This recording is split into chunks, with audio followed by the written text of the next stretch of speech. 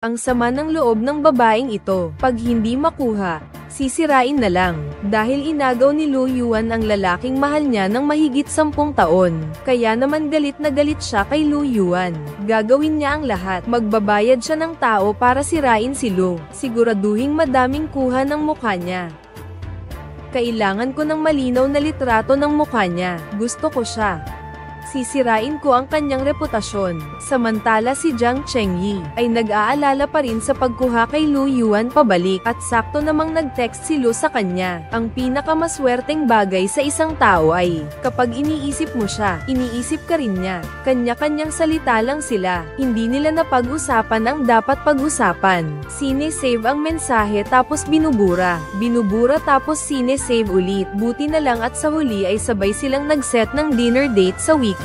Ang bagal nilang kumilos. Kinakabahan ako ng husto. Dumating na rin ang araw ng Sabado. Si Lu Yuan ay nag-ayos ng mabuti para sa date na ito. Siniguradong maganda ang kanyang makeup at nagsimula ng pumili ng magagandang damit. Ngunit isang tawag mula sa ospital ay kinailangang bumalik siya sa ospital para mag-overtime. Samantalang si Jiang Cheng naman, habang pumipili ng regalo, ay tinawag din dahil sa isang emergency. Ang isa ay abala sa ospital. Isang taong nagpupumilit hulihin ang kriminal. Sa wakas, natapos na rin ni Lu Yuan ang kanyang trabaho. Maghihintay muna siya sa restaurant pero ang resulta, magsasara na pala ang lahat ng restaurant at wala pa si Jiang Chengyi. Nang matapos na siya sa kanyang trabaho, dali-dali siyang pumunta sa restaurant. Nakita niya ang karatula na sarado na. Parang may lungkot akong nararamdaman, kasabay ng pagsisisi. Nang biglang, sino kaya yon? Magkabati na kayong dalawa. Halata na ang pagmamahalan ninyo. Ang usapan,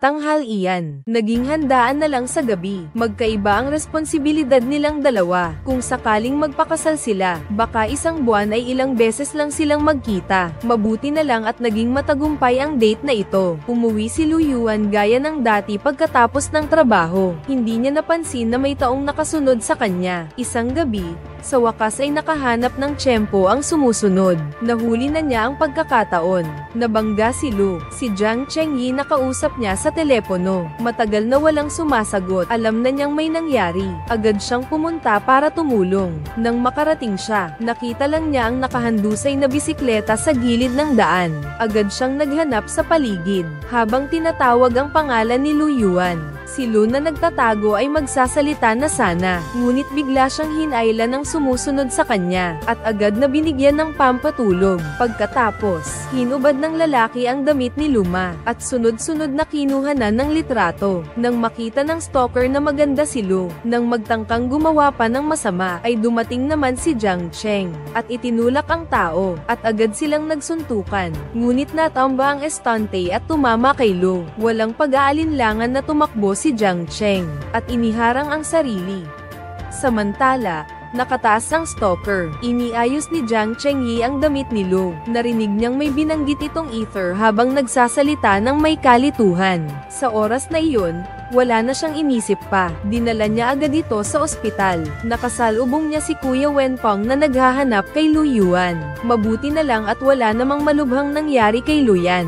Dinala siya pauwi ng dalawang lalaking nag-alaga sa kanya. Pagkatapos maayos ang lahat, wala sa dalawang ito ang may balak umalis. Pareho silang ayaw mag-iwan ng isa't isa, lalo na si Kuya Wenpeng. Nagpabili pa siya ng ulam para kay Mama Lu. Siya ang nagluto. Hindi na kinaya ni Jiang Cheng. Gusto nang matulog ng tao. Gabi na. Nandito ka pa. Ang ingay-ingay mo pa. Tama na ba ito? Ganito ba talaga kayo kalibre? Mga pulis, hindi nagtatrabaho. Ikaw ba ang leader ng departamento na yan? Ang dami mong Saturday. Ano naman pakialam mo? Nangangati na ang dalawa. Nagising si Mama Lu at nakita silang hindi pa umaalis. Palayasin na sila. Hindi rin naman ako mapapanatag matulog kung hindi sila aalis. Kaya naman napilitan silang umalis. Pagsakay pa lang namin sa elevator, nakasimangot na si Jiang Cheng. Ang lalaking yun, sumigla nang makita akong umuwi. Sinabi ni Wenpeng na 8 taon na siyang nag-aalaga sa kanya. Anong ginawa mo sa 8 taong yun? Tapos ano naman ang pakay mo sa kanya?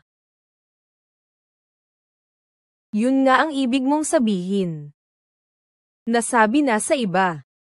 Ganoon pa rin ang ibig sabihin. Tawang-tawa na ako. Ang saya-saya ng mga lalaking nag-aagawan. Kinabukasan, walang malubhang nangyari kay Luyan. Maghahanda na siyang pumasok sa trabaho. Pero nadatnan siyang naghihintay sa gilid ng daan. Halatang nagbantay siya buong gabi. Sino ba naman ang hindi kikiligin doon? Pero ang taong yun, matigas ang ulo. Nang magising, sabi niya, nag-iimbestiga raw siya. Ayaw lang umamin na hindi siya umalis buong gabi. Nakita ni Aling Lucia na hindi siya nagsasabi ng totoo. Sige, magbabantay na lang ako. Kailangan ko nang pumasok sa trabaho. Kasalanan ito ng pagmamatigas ko. Ako na lang ang magtitiis. Magbabantay na lang ako. Pagdating ng gabi, dumating si Jiang Chengyi sa ospital para maghintay. Lumapit si Lu Yuan at tinanong siya kung ano ang ginagawa niya. Ang matigas ang ulo ay hindi na nagmatigas. Sino ang hinihintay mo? Isang tanga ang hinihintay ko. Aminadong si Jiang Cheng ay pumunta roon para kay Lu Yuan. At may dala pa siyang pagkain. Saka hindi pa pala kumakain si Lu Yan ng hapunan. Kaya agad niya itong kinain. At dahil sa paghihintay niya, hindi rin siya kumain. Kusa namang binigyan ni Luyan si Jiang Cheng ng cake. Kumain na nga lang tayo ng cake. Aayusin na natin ang hindi pagkakaunawaan at magkasama na tayo. Tuwing may sweet moment sila, lagi na lang may nanggugulo. Ayan.